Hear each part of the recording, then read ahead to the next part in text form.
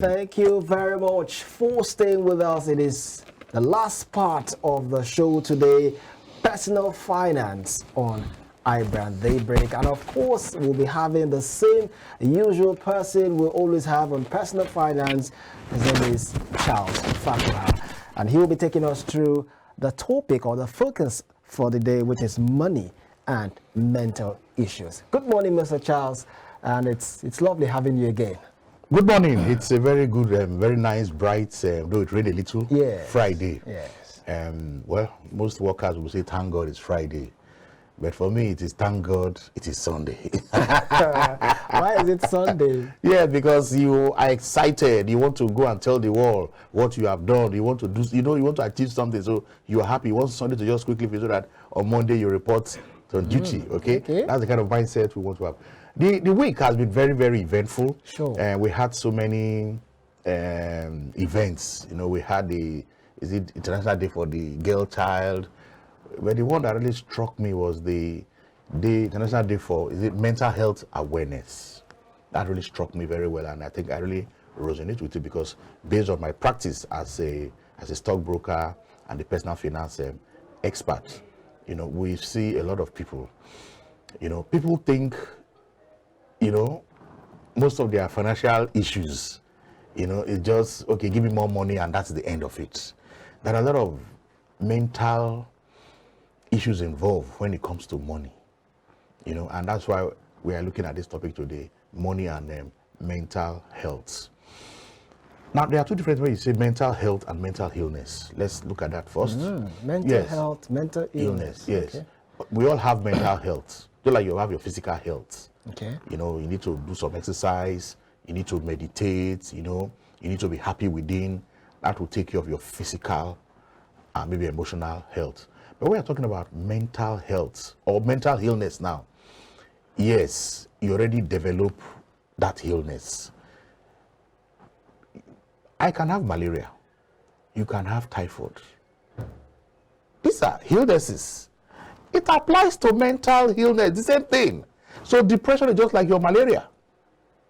Bipolar is just like your malaria. So there should be no stigmatization at all. Once you have mental illness, just as when you have malaria, you go and report to your doctor. The same also applies when you have mental illnesses, depression, bipolar, schizophrenia, and so many of them. Go and see a mental health practitioner. Psychiatrist is there, but first of all, you see your general practitioner who will now look at it, assess you, and say, okay, this is a mental health issue. It's a mental illness. They cannot refer you to the specialist. Just like you have chronic issue of maybe diabetics and all that, when your general practitioner sees you, what he does is, okay, they refer you to a physician who is a specialist in taking care of those kind of issues, and they begin to prescribe drugs. So the same applies to mental illness. We should not be ashamed of it. All of us at one point or the other, we faced with mental challenges. When you say we shouldn't be ashamed of it, when you say we should be open to it. Yes, and seek help. Okay, and seek help so that you can even get the help, so that you don't die in your privacy. Exactly, yes. Are there like sensitization campaign for people to know that this is not a death sentence? Yes, that's true. So talk to us about and that's it. why that day they celebrated during the week, the World But that's Health. not enough. It's not enough. That's why I'm also trying to emphasize it again. Okay. So person will say, okay, I've already celebrated, but it's not a one-day affair. But we are looking now to money. Okay. So how does your mental health affect your money? Imagine if you have bills to pay and you're not able to pay them.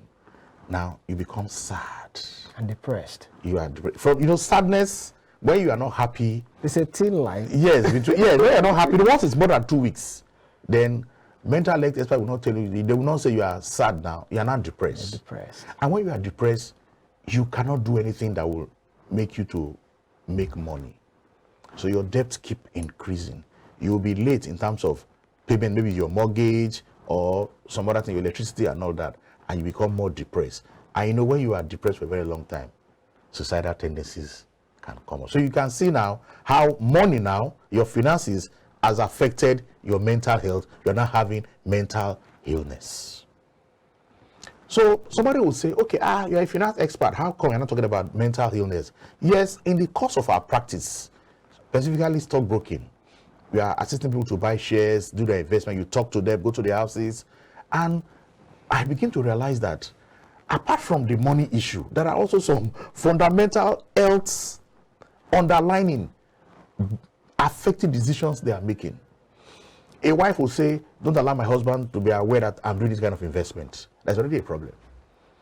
Your wife is supposed to be, or your husband, your spouse is supposed to be your better half.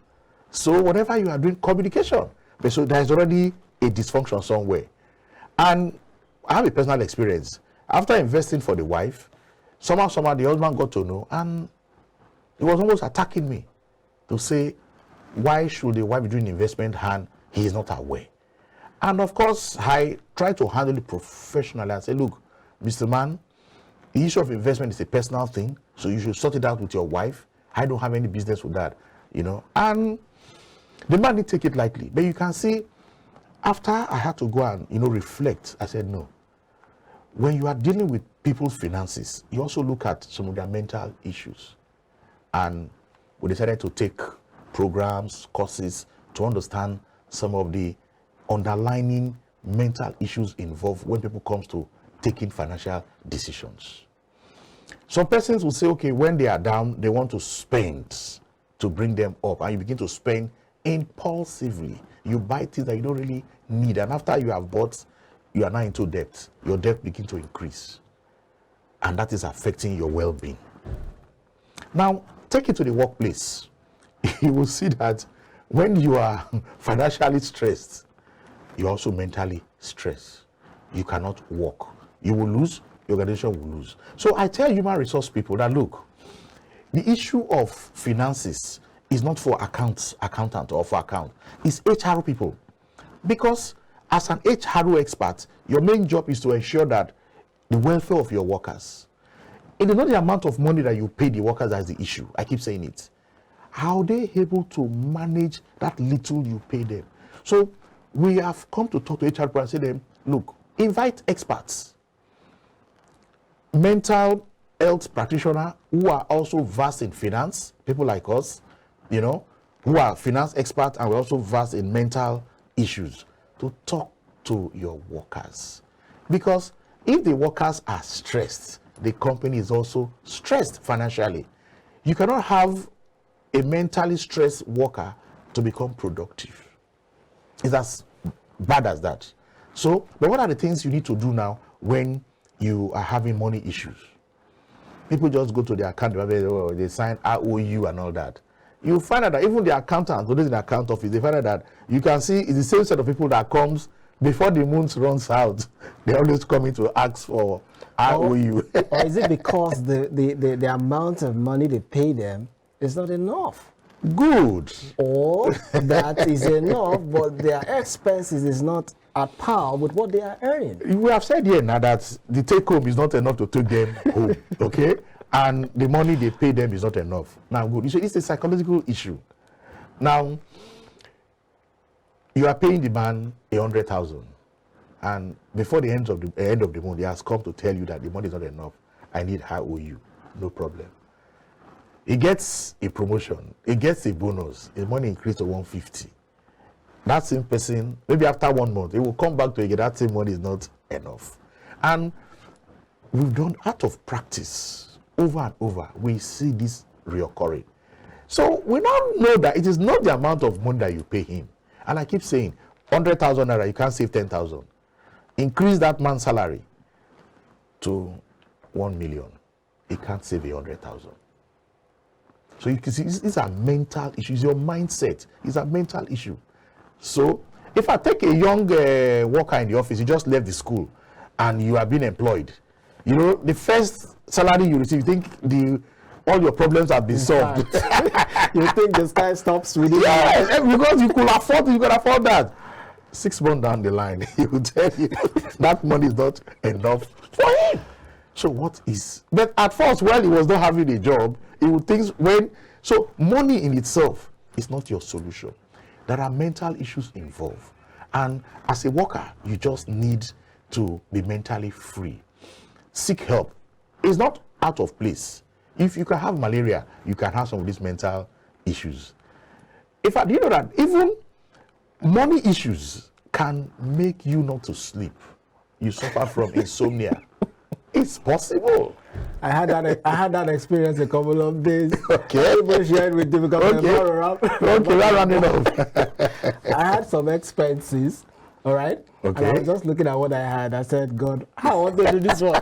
Could you believe I couldn't even sleep? Of course. This is normal. I tried to put everything away from me. I couldn't until I woke up and drew a plan on my paper, and I was trying to sort it out. So I can concur. Yes. Mr. Charles, we have so much to talk about, I agree honestly, with you. but Yes. it's unfortunate that time will fail us. But we'll call you some other time, Of course. so that we can have this discussion with you. It's really interesting always having you on the program. Yes, thank you. So I think it's a series we're going to be doing, money and mental health. We'll take some topics, depression, we'll see money disorder. We're going to see all that. And but my advice will be, once you have this kind of issue, face the reality, prioritize. You can't pay all your debts in one day and go back to your budgeting.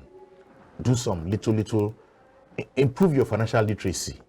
That will help you to improve how you're able to manage your finances and improve your mental health, and you remain healthy. Because when you talk of health, it's not absence of disease, but the overall well-being of that worker. Exercise, meditate, do a lot of things that will keep you healthy, and you will see your productivity increasing. And of course, the company you work for will also see the benefit of that. They are healthy, not just healthy physically, but also healthy financially. Thank you.